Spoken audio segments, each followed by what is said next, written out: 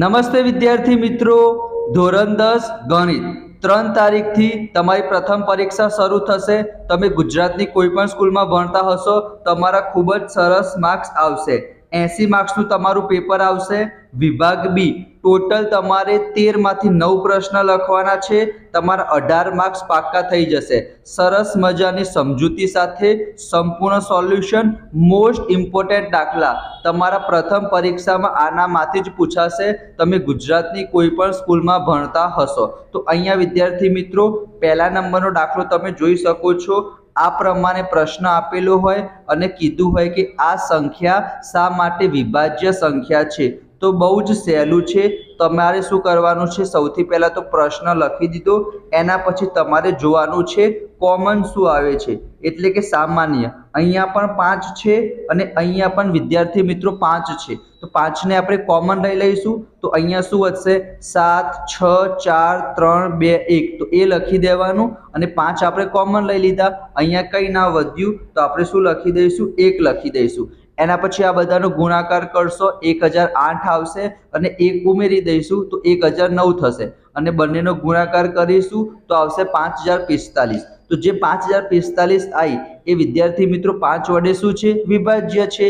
તો એને આપણે કઈ સંખ્યા કહીશું, વિભાજ્ય સંખ્યા કહીશું। 5 વડે એનો ભાગ પાડી શકાશે, બરાબર। તો આ પ્રમાણે તમારી પરીક્ષામાં એક દાખલો પૂછાઈ જાય 2 માર્ક્સમાં, બરાબર। અને ગણિત સિવાય વિજ્ઞાન છે, અંગ્રેજી છે, સામાજિક વિજ્ઞાન છે, દરેક ચેપ્ટરના મોસ્ટ ઇમ્પોર્ટન્ટ પ્રશ્નો પણ હું તમારી સાથે શેર કરીશ। આ વિદ્યાર્થી મિત્રો જે લોકોએ સ્ટાન્ડર્ડ ગણિત લીધું હોય એ લોકોને પૂછાઈ શકે છે કે સાબિત કરો કે 6 + વર્ગમૂળમાં 2 અસમય સંખ્યા છે। તો તમારે કોપી પેસ્ટ જ કરવાનું છે। અહીંયા વર્ગમૂળમાં 2 ની જગ્યાએ વર્ગમૂળમાં 3 લખેલું હોય, વર્ગમૂળમાં 5 લખેલું હોય, વર્ગમૂળમાં 7 લખેલું હોય, તો જ્યાં પણ તમને વર્ગમૂળમાં 2 દેખાય છે ત્યાં તમારે જે પણ અહીંયા આપેલું હોય ક્વેશ્ચનની અંદર એ તમારે લખી દેવાનું, બરાબર। બાકી બધું તમારે કોપી પેસ્ટ જ કરવાનું છે। તો જો તમારે સ્ટાન્ડર્ડ ગણિત હોય તો તમે વિદ્યાર્થી મિત્રો સ્ક્રીનશોટ લઈ લેજો, બરાબર। બેઝિક ગણિત વાળાને નહીં પૂછાય। બેઝિક ગણિત વાળા માટે આ દાખલો મોસ્ટ ઇમ્પોર્ટન્ટ છે। મોસ્ટ ઇમ્પોર્ટન્ટ એનો મતલબ કે આ દાખલો તમારી પરીક્ષામાં 100% પૂછાશે, બરાબર। 90% નહીં, 100% તમારી પરીક્ષામાં એક દાખલો લસાનો અને ગુસાનો પૂછાશે જ, બરાબર। અહીંયા આપણને કીધું છે 60 120 અને 288, એનો આપણે લસા અને ગુસા શોધવાનો છે। તો સૌથી પહેલા આ રીતના તો તમને આવડતું જ હશે, અવિભાજ્ય અવયવની રીતે આપણે ભાગ પાડી દઈશું। તો 60ના કઈ રીતના ભાગ પડશે, 2 30, 2 15, 3 5 15, 5 1 5, જ્યાં સુધી નીચે 1 ના આવે ત્યાં સુધી આપણે અવિભાજ્ય અવયવ એના પાડી દઈશું। આ રીતના તમને આવડે છે, બરાબર।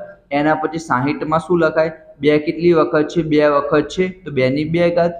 3 એક જ વખત છે તો 3 ના ઉપર 1 ના લખીએ તો પણ ચાલે, પણ તમને ખબર પડે માટે મેં 1 લખ્યું છે। અને 5 પણ એક જ વખત છે તો 5 આપણે 1 લખી દીધું। એ જ રીતના 120 નું લખવાનું છે અને 288 નું લખવાનું છે। 2 5 વખત આવે છે અને 3 2 વખત આવે છે તો લખી દીધું। તો તમે સ્ક્રીનશોટ લઈ લેજો, બરાબર, જેથી તમને પ્રેક્ટિસ વખતે ફાઈ જાય। એના પછી ધ્યાનથી સમજો વિદ્યાર્થી મિત્રો, જો આપણને ગુસા શોધવાનો કે ત્યારે શું કરવાનું છે, ગુસા માટે તમારે એટલું યાદ રાખવાનું છે સામાન્ય, એટલે કે બધામાં આવતું હોવું જોઈએ, બરાબર। જેમ કે અહીંયા જો 2 અહીંયા પણ છે, 2 અહીંયા પણ છે, 2 અહીંયા પણ છે, તો આપણે 2 લખી દીધા।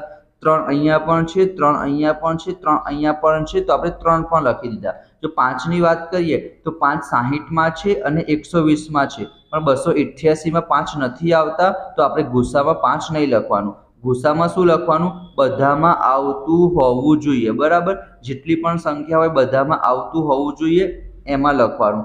અને ગુસામાં ગુનો મતલબ થાય ગુરુત્વ, પણ આપણે ઊંધું કરવાનું છે, એટલે ગુસામાં આપણે સૌથી નાનું લખવાનું, બરાબર। ઘાત કઈ લખવાની, સૌથી નાની ઘાત લખીશું આપણે। તો 2 ની સૌથી નાની ઘાત કઈ છે, અહીંયા 2 છે, અહીંયા 3 છે, અહીંયા 5 છે, તો નાની ઘાત કઈ છે, 2, તો 2 લખવાના। 3 ની નાની ઘાત કઈ છે, 1 છે, તો 1 લખવાના। 2 નો વર્ગ કેટલો થાય, 4, અને 3 ની 1 ઘાત એટલે 3 કહેવાય। તો 4 તરી 12 શું થઈ ગયો, આપણો આન્સર થઈ ગયો। તો ગુસામાં તમારે 2 શબ્દો યાદ રાખવાના, બધામાં હોય અને સૌથી નાની ઘાત।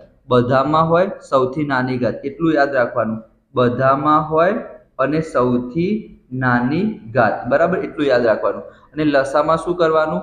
બધું એક વખત. શું યાદ રાખવાનું? બધું એક વખત અને સૌથી મોટી ઘાત. બધું એક વખત એનો મતલબ 2 દેખાય, 3 દેખાય, 5 દેખાય, બધું એક વખત લખી દેવાનું. અને મોટી ઘાત લખવાની, તો 2 ની સૌથી મોટી ઘાત કઈ છે? 5, તો 5 લખવાના. 3 ની મોટી ઘાત કેટલી છે? 2, તો 2 લખવાના. અને 5 ની મોટી ઘાત કેવી છે? 1, તો 1 લખવાના. 2 ની 5 ઘાત એટલે 32, 3 ની 2 ઘાત એટલે 9, 5 ની 1 ઘાત એટલે 5. 9 પંચા 45 થશે અને 45 નો આપણે 32 સાથે ગુણાકાર કરીશું તો 1440 આવશે. બરાબર, આ દાખલો મેં તમને સરસ રીતના સમજાવી દીધું. આગળ આના જેવા બીજા 2-3 દાખલા આવશે, પણ તમે ધ્યાનથી જોઈ લો.